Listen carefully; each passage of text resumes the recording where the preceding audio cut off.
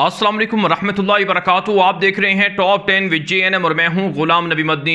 दुनिया भर से आज की 10 बड़ी और इंतहाई अहम खबरें जिन पर आज हम बात कर रहे हैं। नाज़रीन किराम, आज 13 जून 2020 है और आज दिन है हफ्ते का। ये टॉप 10 विद JNM का मॉर्निंग शो है, जबकि आप दिन को और शाम को भी टॉप 10 विद JNM शो देख सकेंगे। बहरहाल नाज़रीन किराम, खबरों का सिलसिला शुरू कर लेते हैं। जो आज की पहली बड़ी खबर है, ये भारत की जानिब से पाकिस्तान की सरहदी हुदूद की एक मरतबा फिर खिलाफ वर्जी की गई है। रात गए भारत की फ़ौज की जानिब से पाकिस्तान की शहरी आबादी को टारगेट किया गया है, जिसमें एक खातून शहरी शहीद हुई हैं और 2 ज़ख्मी बताए जाते हैं। मुसलसल भारत लाइन ऑफ कंट्रोल पर इश्तिआल अंगेज़ी बढ़ा रहा है और मुसलसल रोज़ाना की बुनियाद पर भारत की जानिब से पाकिस्तान की निहत्ती शहरी आबादी को टारगेट किया जाता है। अगरचे पाकिस्तान की फ़ौज भी भारतीय फ़ौजों पर हमला करती है। जवाबी कार्रवाई के अंदर चंद दिन पहले भी भारतीय फ़ौजी मारे गए थे, लेकिन भारत फिर भी बाज नहीं आ रहा है। इसके अलावा नाज़रीन किराम, पाकिस्तान के गिलगित बल्तिस्तान से भारत के 2 जासूस भी पकड़ने की इत्तला सामने आ रही हैं, जिन्होंने इकरार और एतराफ़ किया है कि भारत की फ़ौज ने और भारत की एजेंसियों ने जानबूझकर ज़बरदस्ती उनको जासूसी के लिए पाकिस्तान के इलाकों में भेजा था। दूसरी जानिब नाज़रीन किराम, पाकिस्तान के ख़िलाफ़ भारत कुलभूषण यादव जैसे दहशत गर्दों को भी एक बार फिर मुतहर्रिक कर चुका है।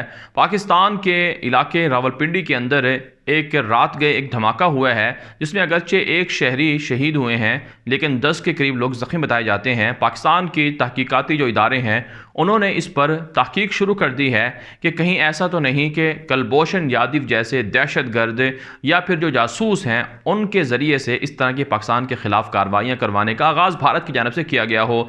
लेकिन पाकिस्तान की फ़ौज ने कहा है कि हर किस्म की जारियत और हर किस्म की दहशत गर्दी के ख़िलाफ़ वो हर वक्त तैयार हैं और दुश्मनों को किसी भी सूरत मौका नहीं देंगे।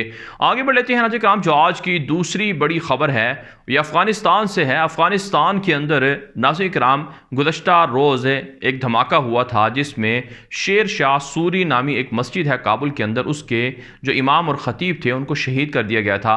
तालिबान ने इस हमले की पुरज़ोर मज़म्मत की है और काबुल इंतज़ामिया को अशरफ गनी को वार्निंग दी है कि ब्लैक वाटर्स और इसी तरह से NDS और दीगर जो खुफिया एजेंसियां हैं जो निहत्ते आम शहरियों को या उलमाए किराम को शहीद कर रही हैं, उनके खिलाफ क्रैकडाउन किया जाए। वरना अगर काबुल इंतज़ामिया क्रैकडाउन नहीं करेगी, इस तरह के हमले नहीं रुकवाएगी, तो फिर तालिबान बदला लेने पर मजबूर होंगे और आइंदा किसी भी मस्जिद पर या किसी भी मदरसे पर या आलिम दीन पर हमला हुआ तो तालिबान इसका सख्त रद्द अमल काबुल इंतज़ामिया को देंगे।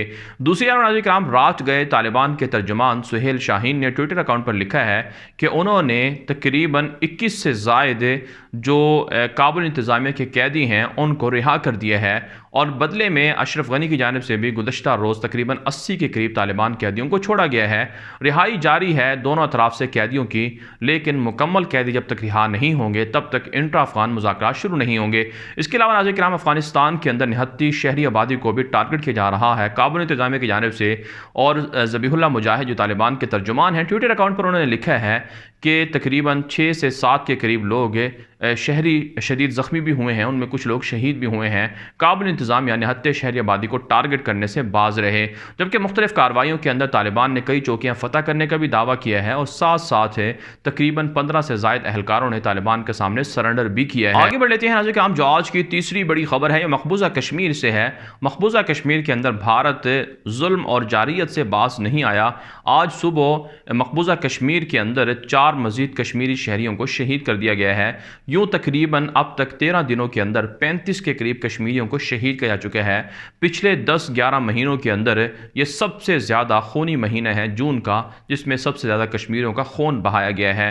नाज़रीन किराम, आप जानते हैं भारत कश्मीरियों की आवाज़ दबाने के लिए, हिंदू बस्तियाँ बसाने के लिए, इसराइल तर्ज के वहाँ ज़ालिमाना कब्ज़े के लिए और इसी तरह से चाइना से हज़ीमत को, पाकिस्तान से हज़ीमत को छुपाने के लिए निहत्ते कश्मीरी आबादी को टारगेट कर रहा है। और मोदी दहशतगर्द हुकूमत के बड़े बड़े प्लान हैं कि वहाँ पर हिंदुओं को लाकर बसाया जाए, कश्मीरियों को निकाला जाए। नाज़रीन किराम, अब वक्त है कश्मीर की मदद करने की। अब वक्त है कि कश्मीर के अंदर पाकिस्तान अमलन घुसकर भारतीयों को सबक सिखाए। यही कश्मीरी मुतालबा भी कर रहे हैं। आगे बढ़ लेते हैं नाज़रीन किराम, जो आज की चौथी बड़ी खबर है ये भारत और चाइना के मबैन जारी कशीदगी के हवाले से है। भारतीय आर्मी चीफ आज पहली मरतबा 1 माह से ज़ायद अरसा तनाज़ा चल रहा है, उसके बाद पहली मरतबा आज बोले हैं। उन्होंने कहा है कि सब कुछ कंट्रोल में है, परेशान होने की ज़रूरत नहीं है। दूसरी जानब नाज़रीन किराम, भारतीय मीडिया पर खबरें जारी हैं कि आज फिर एक और मीटिंग का राउंड होने जा रहा है चाइनीज़ और भारतीय फ़ौजों के दरमियान, जिसमें तनाज़े को हल किया जाएगा। लेकिन गुज़श्ता हफ्ते भी आपको पता है 6 जून को भी एक इसी तरह से मुज़ाकराती मीटिंग हुई थी लेफ्टिनेंट जनरल सतह की, जिस तरह से भारतीय मीडिया ने दावा किया था और कहा था कि सब कुछ कंट्रोल में है, मामूलाते जो हालात हैं वो बेहतर हो जाएंगे। लेकिन आज 6-7 दिन भी हो चुके हैं, मुसलसल भारतीय मीडिया, भारतीय हुकूमत दावे कर रही है कि हालात बेहतर हो रहे हैं। हालांकि नाज़रीन किराम ऐसा कुछ भी नहीं है, सब कुछ झूठ बोला जा रहा है। चाइनीज़ फ़ौजें अपने असलहे में, फ़ौजों में इजाफा कर रही है, भारतीय फ़ौजी परेशान हैं और वहाँ पर गैर कानूनी या कह सकते हैं मुतनाज़ा इलाकों में जो तामीराती काम है भारत की जानिब से तेज़ कर दिया गया है। यही वजह है नाज़रीन किराम, बहुत से माहिरीन कह रहे हैं कि भारत और चीन के मबैन इस मरतबा जंग ज़रूर होगी और इसमें भारत को हजीमत का सामना करना पड़ेगा। आगे बढ़ लेते हैं नाज़रीन किराम, जो आज की 5वीं बड़ी खबर है, ये भारत और नेपाल के मबैन जारी सरहदी कशीदगी के हवाले से है। नाज़रीन किराम, नेपाल ने अपनी सरहदों पर फ़ौज बढ़ा दी है, भारी असलहा भी पहुँचाना शुरू कर दिया है। आप जानते हैं गुज़श्ता रोज़ भारतीय फ़ौजों ने जो नेपाल की बॉर्डर है, सरहद है, उसे क्रॉस करने की कोशिश की थी, जिसके जवाब में नेपाली फ़ौज ने फायरिंग करके तकरीबन 2 से ज़ायद भारतीय फ़ौजों को मार दिया था और कई को गिरफ्तार भी किया था। लेकिन अब एहतजाज किया गया है भारत की जानिब से नेपाल के साथ और भारत ने भी नेपाल के साथ जो सरहद है उस पर अपनी फ़ौज बढ़ा दी है।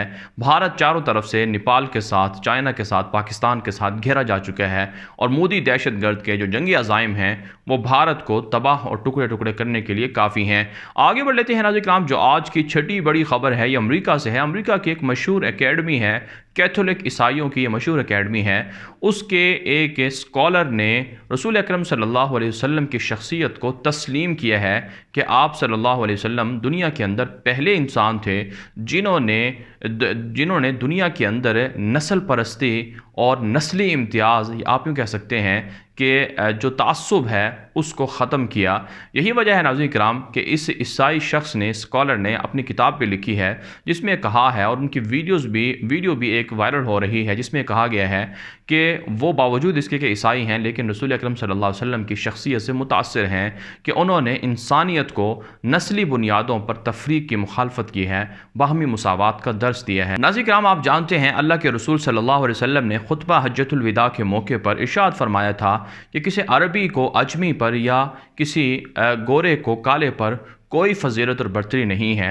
और अल्लाह ताला ने भी कुरान पाक के अंदर सूरह हुजरात के अंदर इरशाद फरमाया है कि अल्लाह के यहाँ मुअज़्ज़ज़ या बरतरी वाला वही शख्स होगा जो तक़वे में ज़्यादा होगा। तो इसलिए नाज़रीन किराम, रसूल अकरम सल्लल्लाहु अलैहि वसल्लम की शख्सियत को आज अंग्रेज़ और गैर मुस्लिम भी तस्लीम कर रहे हैं। अमेरिका के अंदर जो पुरतशद्दुद मुज़ाहिरे जारी हैं उससे दुनिया के अंदर एक तरह से इस्लाम का मुस्बत चेहरा उजागर हो रहा है और लोग इस्लाम की तरफ माइल हो रहे हैं। आगे बढ़ लेते हैं नाज़रीन किराम, जो आज की 7वीं बड़ी खबर है ये अमेरिका से है। अमेरिकी सदर डोनाल्ड ट्रंप के जो मुखालिफ हैं इंतखाबात लड़ने के लिए, जो बाइडन, उन्होंने कहा था कि हो सकता है ट्रंप इस मरतबा इलेक्शन में धांधली कर लें और वाइट हाउस ना छोड़ें, लेकिन फ़ौज उनको ज़बरदस्ती घसीट कर निकाल देगी। इस पर अमेरिकी सदर डोनाल्ड ट्रंप ने एक बयान दिया है। अपने बयान के अंदर अमेरिकी सदर ने यह कहा है कि अगर वो उनको इलेक्शन में शिकस्त होती है तो उनके पास मुख्तलिफ दूसरे तरीके भी हैं जिनको वो ज़रूर आजमाएंगे, लेकिन वो तरीके उन्होंने नहीं बताए। लेकिन आज इकराम, अमरीकी माहिरीन और तज्ज़ियाकार दावा कर रहे हैं कि इस मरतबा अमरीका के जो इंतखाबात होंगे वो मुतनाज़ा होंगे।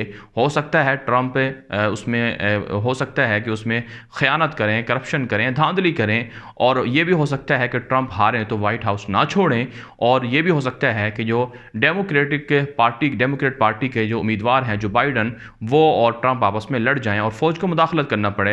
बहरहाल नाज़रीन किराम, इस वक्त अमेरिका की सूरत हाल इंतहाई गंभीर है, कशीदा है, और इस वक्त भी मुजाहिरे वहाँ पर जारी हैं। आगे बढ़ लेते हैं नाज़रीन किराम, जो आज की 8वीं बड़ी खबर है ये फ़लस्तीन से है। फ़लस्तीन के अंदर गैर कानूनी यहूदी बस्तियों के इंज़माम के हवाले से न सिर्फ नेतन्याहू की यहूदी हुकूमत परेशान है, बल्कि नेतन्याहू की यहूदी हुकूमत को इसराइल से भी मुखालफत का सामना है।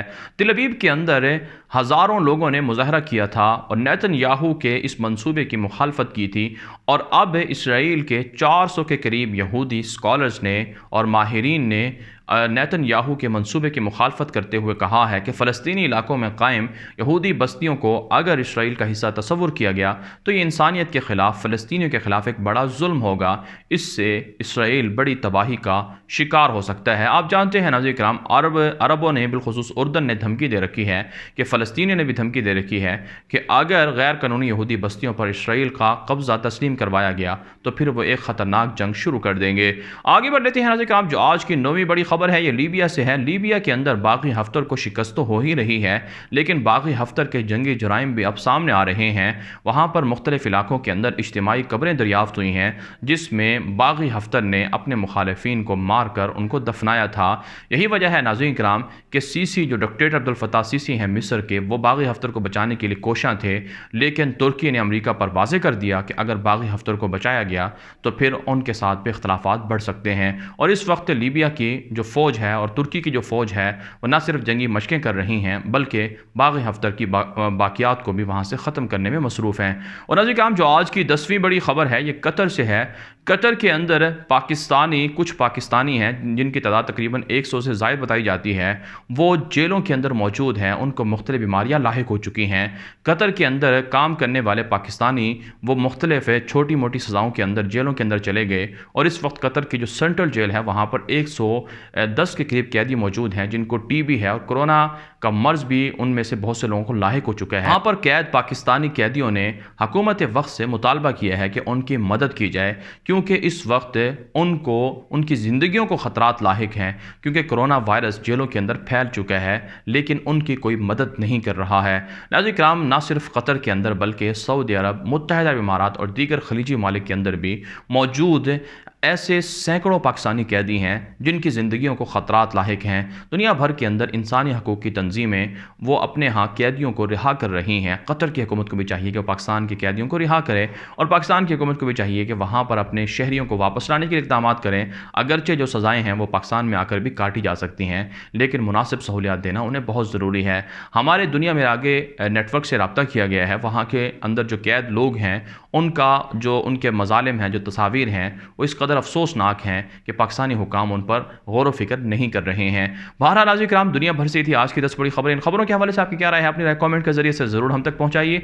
अगर आप मज़ीद खबरें और तस्वीर देखना चाहते हैं तो आप हमारे ट्विटर अकाउंट्स दुनिया मेरे आगे और गुलाम नबी मद्दी को भी फॉलो कर सकते हैं। आज के लिए इतना ही, इजाज़त दीजिए। अल्लाह हाफ़िज़।